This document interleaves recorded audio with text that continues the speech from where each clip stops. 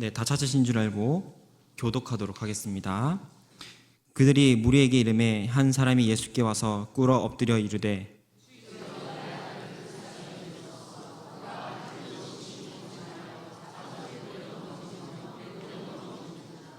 내가 주의 제자들에게 데리고 왔으나 능히 고치지 못하더이다.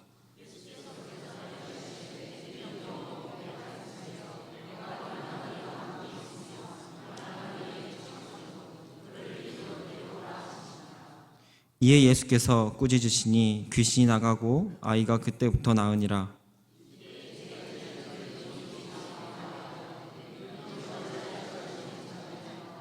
다 같이 읽겠습니다. 이르시되 너희 믿음이 작은 까닭이니라. 진실로 너희에게 이르노니 만일 너희에게 믿음이 겨자씨 하나만큼만 있어도 이 산을 명하여 여기로 저기로 옮겨지리라 하면 옮겨질 것이요 또 너희가 못할 것이 없으리라. 아멘. 기도하겠습니다. 사랑이 많으신 하나님 아버지 감사합니다. 주님, 오늘도 이 늦은 시간까지 주님 앞에 나와 예배드리며 나아갑니다. 무엇보다도 이 예배드림이 나의 열심이 아니라 주님이 능력이 되게 하시고 주님, 무엇보다 주님께서 홀로 영광 받으시는 믿음의 시간이 되어질 수 있도록 주님 함께하여 주시옵소서.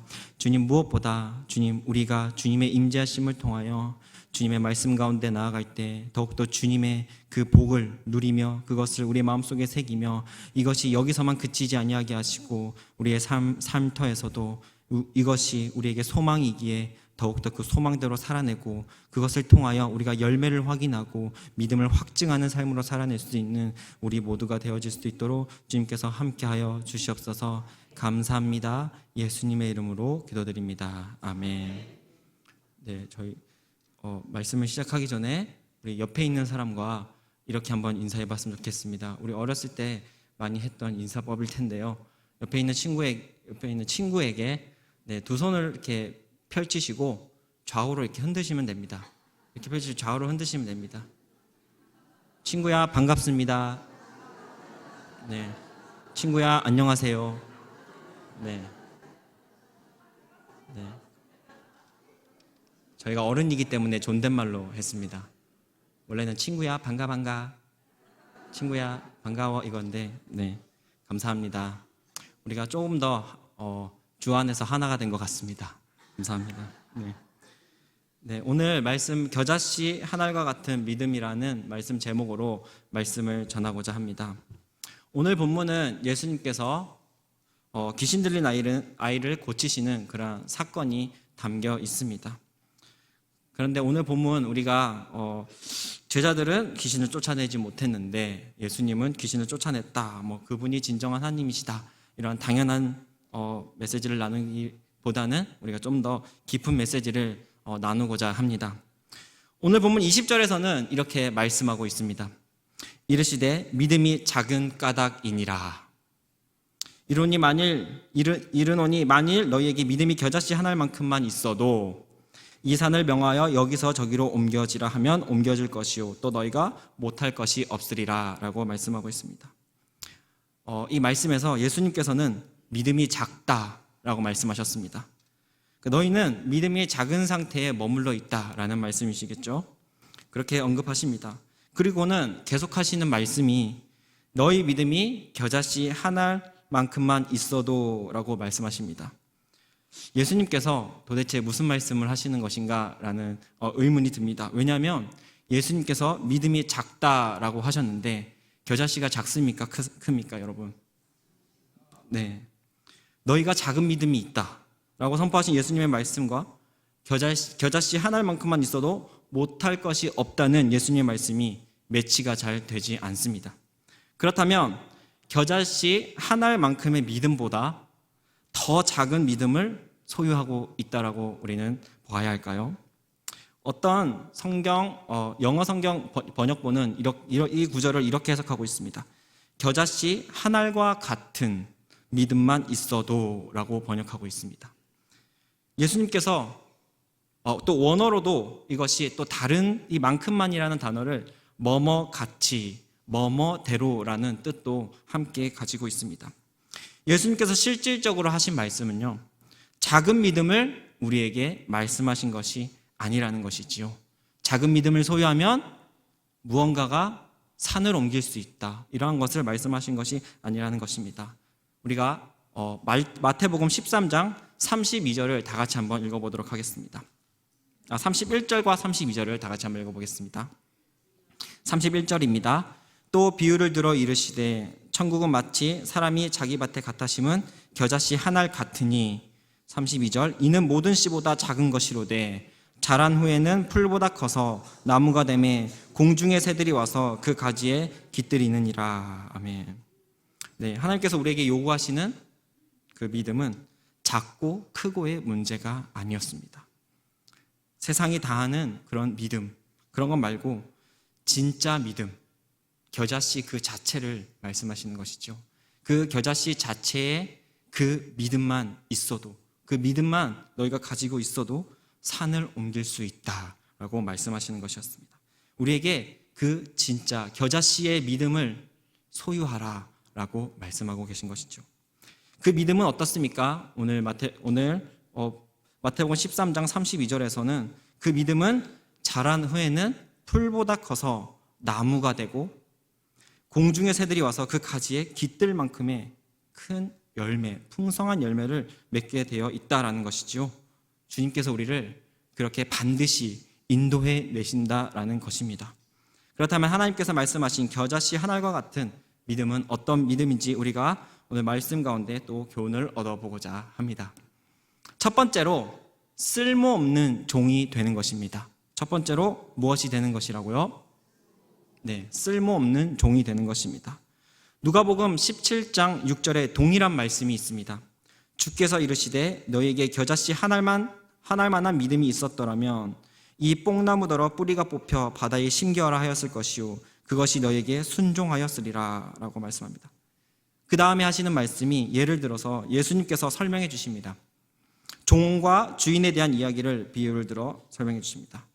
너희 중에 한 명에게 밭을 갈거나 양을 치는 종이 있다고 치자. 그 종이 들에서 일하고 오면 그에게 들어와 앉아 먹어라 라고 하겠느냐? 오히려 내 저녁을 준비하고 허리에 띠를 두르고 내가 다 먹고 마실 동안 내 시중을 들거라 라고 하고 그리고 나서 너도 먹고 마셔라 라고 그렇게 하지 않겠느냐? 종이 했다고 해서 주인이 그 종에게 고맙다고 말하겠느냐? 이와 같이 너희도 명령받은 대로 다 마치고 나서 이렇게 말해야 할 것이다 라고 말씀하십니다. 그리고 이렇게 말합니다. 우리는 쓸모없는 종입니다. 그저 할 일을 했을 뿐입니다. 사랑하는 성도 여러분, 우리는 쓸모없는 종이 되어야 합니다. 쓸모가 없어서 못 쓰는 그런 종을 이야기하는 것이 아니지요. 바로 겸손한 종이 되어야 한다라는 것입니다.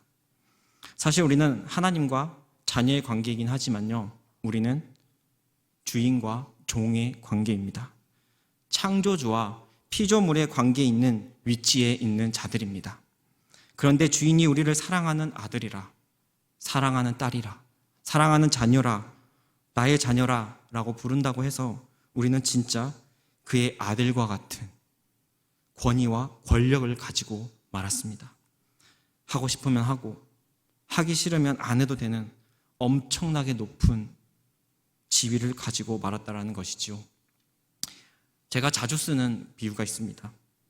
사극을 많이 보니까 왕이 나오고 신하들이 나오더라고요. 그래서 저한테는 그게 너무 인상 깊었습니다. 사극을 보면 이제 왕권이 강한 분도 계시지만 왕권이 굉장히 강한 분들이 계시죠. 약한 분도 계시지만 굉장히 강한 분들이 계시죠. 왕권이 강한 왕 앞에서 신하들과 백성들이 엎드리는 것을 보면서 인간의 왕 앞에서도 저렇게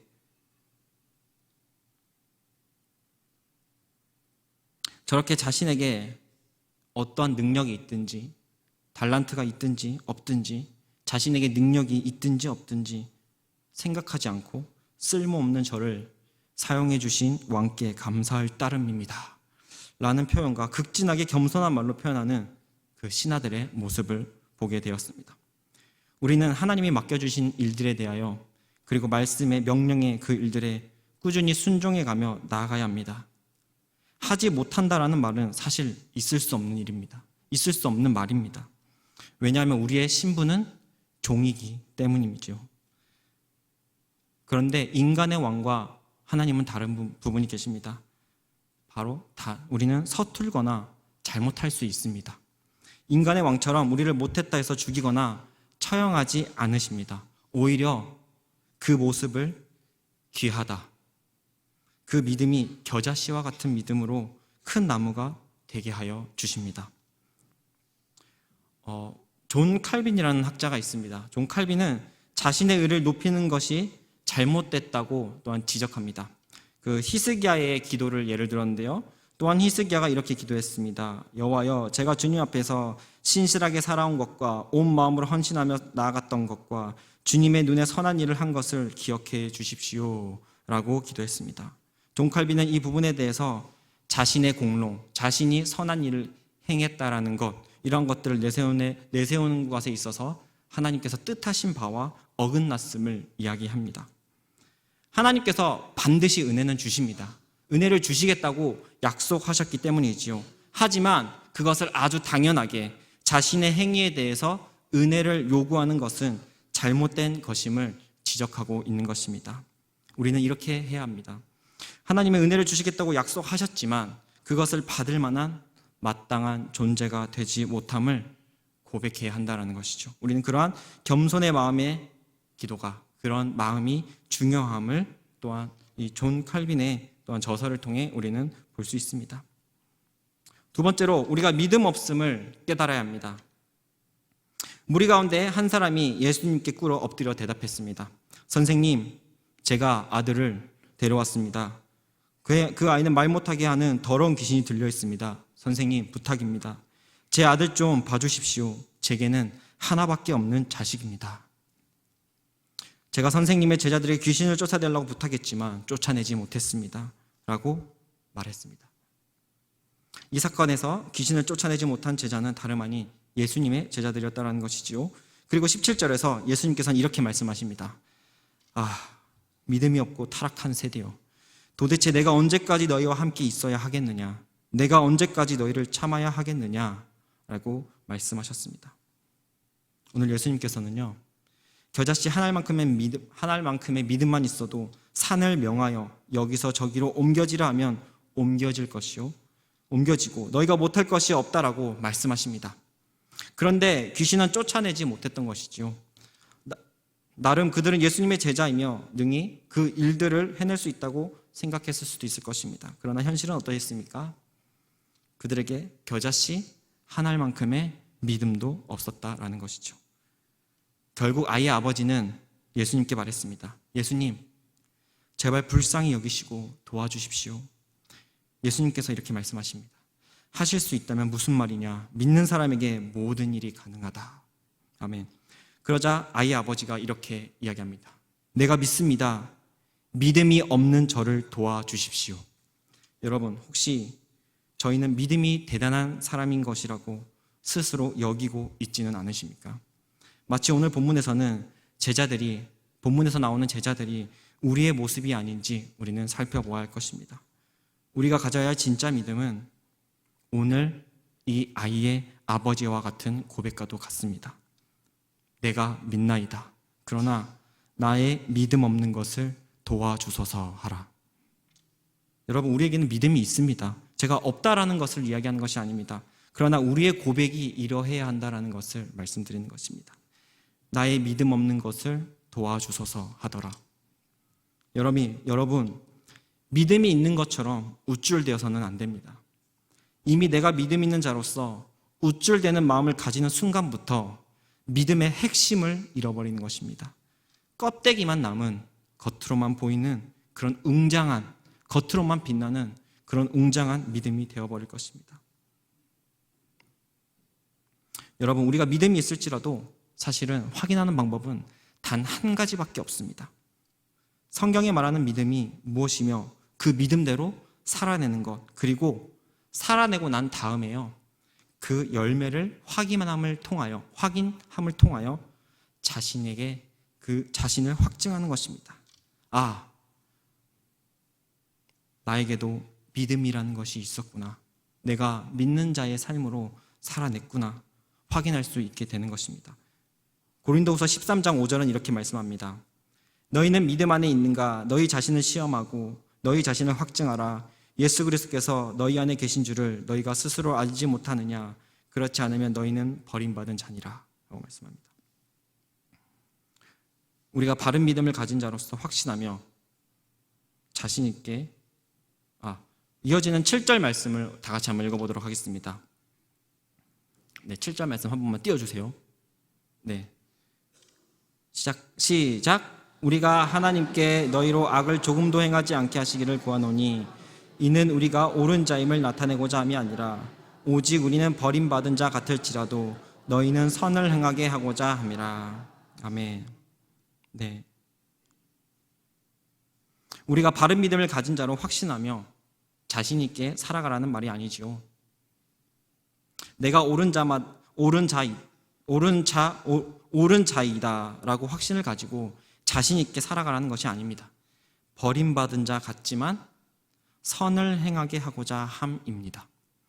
믿음 없음을 고백함으로 연약함을 인정하고 우리는 내가 사라지고 오직 선이신 하나님만이 남아 하나님을 추구하는 삶으로 살아갈 때에 하나님께서 그 모습을 보고 의롭다라고 여겨주시는 것입니다. 그리고 내 사랑하는 아들이라 라고 여겨주시는 것입니다. 여러분, 사실은요, 신앙이 더 깊은 신앙은요, 우리가 천국에 가느냐 지옥에 가느냐 그것이 중요한 것이 아닙니다. 천국에 가든지 지옥에 가든지 아무런 상관이 없습니다. 우리가 하나님을 사랑하기를 고대하고 있느냐 없느냐가 중요한 것입니다. 하나님을 우리가 사랑한다면 마치 아브라함처럼 할례를 받는 삶으로 나아갈 것입니다. 아브라함도 의로 여겨졌을 시기가 할례를 받았을 때입니까? 할례를 받지 않았을 때입니까? 할례를 받지 않았을 때입니다. 그는 그때 의로 여겨졌습니다. 그러나 아브라함은 할례를 받았습니까? 안 받았습니까? 그는 그 후에 할례를 받게 됩니다. 이것이 무엇을 의미합니까? 구원이 없는 것처럼 보이는 무할례 시기에 그는 이미 구원을 받은 것입니다. 그리고 그의 행위가 어떻게 연결이 되었습니까? 할례를 받는 삶으로 이어지고 있음을 성경은 기록하고 있습니다. 그가 이미 의로 여겨졌던 것처럼 하나님께서는요, 우리를 의로 여겨주실 것입니다. 우리는 이 아브라함처럼 할례를 받는 삶으로 나아갈 때 우리도 무언가가 무할례 시에 의로 여겨졌은 그 아브라함은 분명히 그 마음이 하나님을 사랑하고 하나님을 향하고 있었을 것입니다. 우리에게도 그러한 아브라함의 할례 받는 삶, 그 이후의 삶, 주님 앞에 나아가는 그 삶으로 살아가며 나아갔을 때에 그가 이미 의로 여겨졌던 것처럼 하나님께서는요, 우리를 의로 여겨주실 것이며 우리는 이미 천국에 있는 것입니다. 내가 버림받은 자라고 내가 여길 때에 이미 우리는 천국에 있는 것입니다. 천국 가고 지옥 가고는 어떻게 보면은 그냥 세상 사람들이 나누는, 그리고 초신자들이 나누는 신앙일 수 있습니다. 더 성숙한 신앙의 길을 찾는 저와 여러분들이 더 되셔서 더 신앙 가운데 깊어지시기를 소망합니다. 내가 하나님을 사랑하는가, 더 깊은 신앙으로 나아가시기를 소망합니다. 우리가 겸손하게 주님의 음성을 듣고 살아가고 있는지 아닌지를 확인함을 통하여 더 깊은 곳으로 나아가기를 소망합니다. 이것으로 멈추는 것이 아니라 우리가 들은 말씀을 열심히 살아내 보고 결론을 얻는 신앙, 열매를 확인하는 신앙, 확증하는 신앙으로 살아나가는 우리 성도님들과 제가 되기를 소망합니다. 그리고 이렇게 고백하며 나아가는 우리가 되었으면 좋겠습니다. 저는 역시 쓸모없는 종이었습니다. 그러나 주님, 제가 할 일을 계속해서 해 나가겠습니다. 주님, 제가 믿음이 없나이다. 나를 구하소서. 고백하는 여러분 다 되시기를 소망합니다.